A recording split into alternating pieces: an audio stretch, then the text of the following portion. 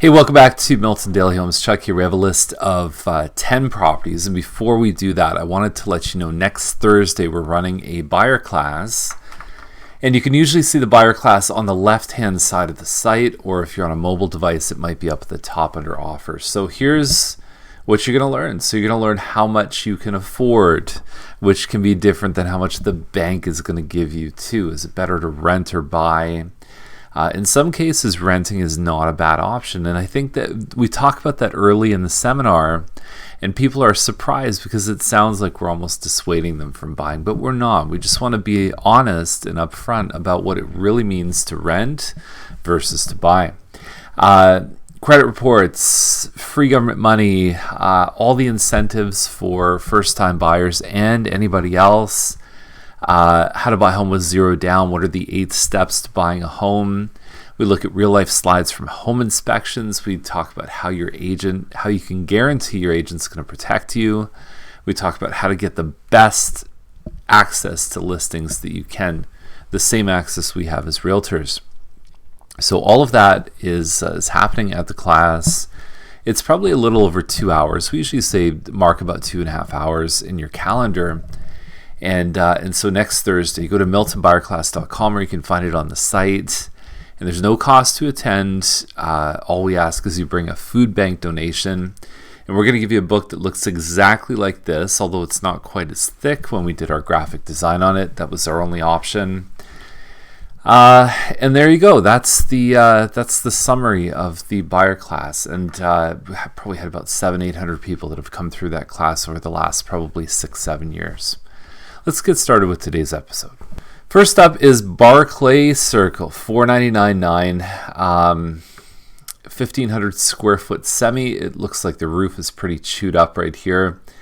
It's very common to see that because you have the downspout coming from the eaves up top, and then it just spills onto the roof because the builder, and I won't name names, I can cough it, but I won't do that.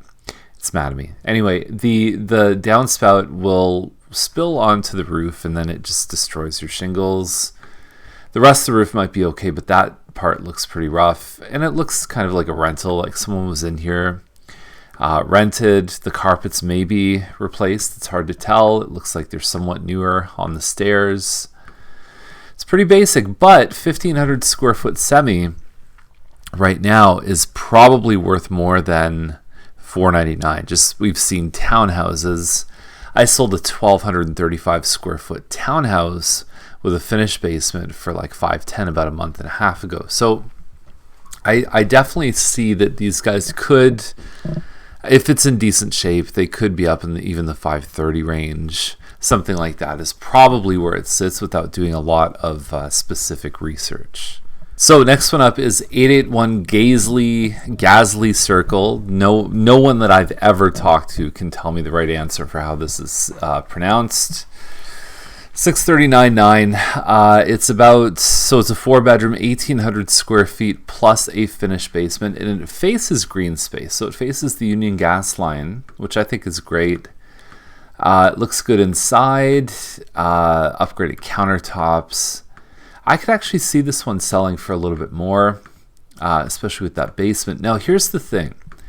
They talk about an apartment, and there's another one in today's list that apparently is a legal basement, but this one is probably not legal at this point because the one thing that you need is parking. Actually, there's 2 things that this one doesn't fit. The second one is basement apartments are only allowed in detached homes with adequate parking. So you're going to fall down on that. Now, I do think when you look at this one, it has a pretty sophisticated way of actually getting into the basement apartments. Let me zoom in a little bit here. So what happens is the main floor, you walk down this hallway, and then you've got a door, and then there's another door that comes in from the garage. So you could have this door close off, and then they can go right in through the garage down to the basement. So it's a pretty sweet setup. I talk a lot with people about, because I'm seeing it more now, where people want the option potentially down the road to rent their basement out. So You have to watch your staircase location. You've got to watch your grade. So the main floor as it relates to ground level, how does that fit together? So anyway, if you want some advice about how to do that, or even the criteria to actually have a legal basement, let me know. I'll send it off to you. Now this one on Roper is $649,900. You can see it's less than 2,000 square feet plus a finished basement. But I do think that there's a lot of value here. So if you look at the even the way they painted the front door, defined front entry, which again, as we talked about earlier this week, that's what you have. You have a kitchen and you have this room. That's basically it. And then you've got your 3 bedrooms upstairs. You also have the basement with another bathroom downstairs. Decent lot. Some parts of Roper can be a little close to the highway, so you can hear some noise there.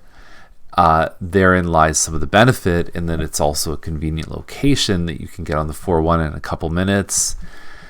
Walk to the GO train is a little far from here. It's probably closer to 20 to 30 minutes, but driving wise, it's very, very simple. Now, I guess they relisted this one on Laurier. I've been inside of it, 709. I don't think it shows well. I really don't. And I don't think this price is justified for this home. It does have a basement suite. Again, I don't think it's legal. But what we're seeing is people are complaining. I was with some friends last night. Everybody's complaining about how high prices are, or they're just surprised. And one of the ways that you can alleviate some of the financial pressure is by getting a basement apartment. Because if you get $800 a month from a basement, your mortgages right now, for every $100,000 that you borrow on about 25 years, fixed rates, your payments are about $460. So you're subsidizing between $150,000 and $200,000 of mortgage payments by having somebody in the basement. So if you were to pay full price, which I would not suggest on this one, what you're really looking at is probably carrying this one as if it's $500 to $550 for every month that the basement tenant is in there. But I don't know. I like the lot on this one. It's a decent lot. All brick is good, but I just think there's a lot of work to be done in this home. Expect this one on Cochrane to go for more. We just saw one on Bonin that crossed the 750 mark, listed for $699. 2,200 square feet on this. The floors downstairs, I think that's a laminate floor. I don't think that's a hardwood floor. And they've done the right finishes in here. There's 3 bedrooms plus a den upstairs. So you do have... This layout actually comes where they close off the den and make it a 4th bedroom. It would not be that hard to do the same thing on this one. And yeah, Cochrane, to me, I like Cochrane. It's a good street. Could see this one jumping up past where it's listed. Now, finally, 1089 Trudeau. The other thing to remember is streets like Trudeau, Ferguson, Farmstead, they're going right down to Britannia at some point. So the traffic patterns are only going to continue to get busier. This one has what they call a legal basement apartment. So detached home, check. Double garage home, check. So the parking criteria is checked. No more than 700 square feet, check.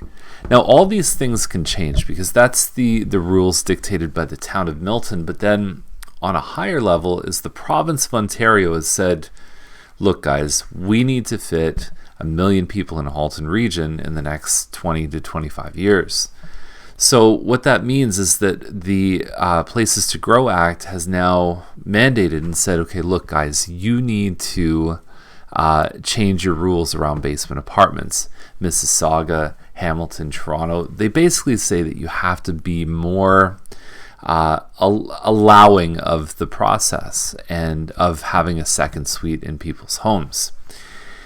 Affordable housing is very tough right now. So it's a good thing. Overall for the community, it's a good thing, but they need to still have rules. Looking forward, I think what we're going to have is you have to comply with the building code, the fire code, and you have to have parking. So maybe that semi-detached is okay if it has parking, But we'll see. No one really knows. There's no deadline set for when the rules actually have to change or adjust. And everyone's just kind of sitting around saying, well, I guess we'll keep it the way it is until there's actually a deadline and time to do something.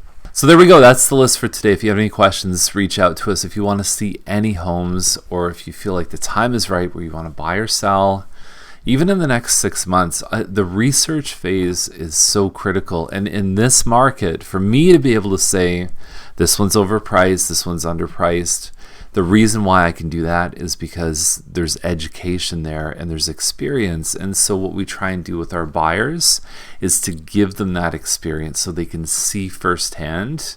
I don't want you just relying on my input about whether a home is priced well or not. I want you to know it based on your own experience. So if that's the kind of experience you want, and people who are going to stay in touch with you even well after you've moved into the home, that's what we provide. Have a great day. We'll see you tomorrow.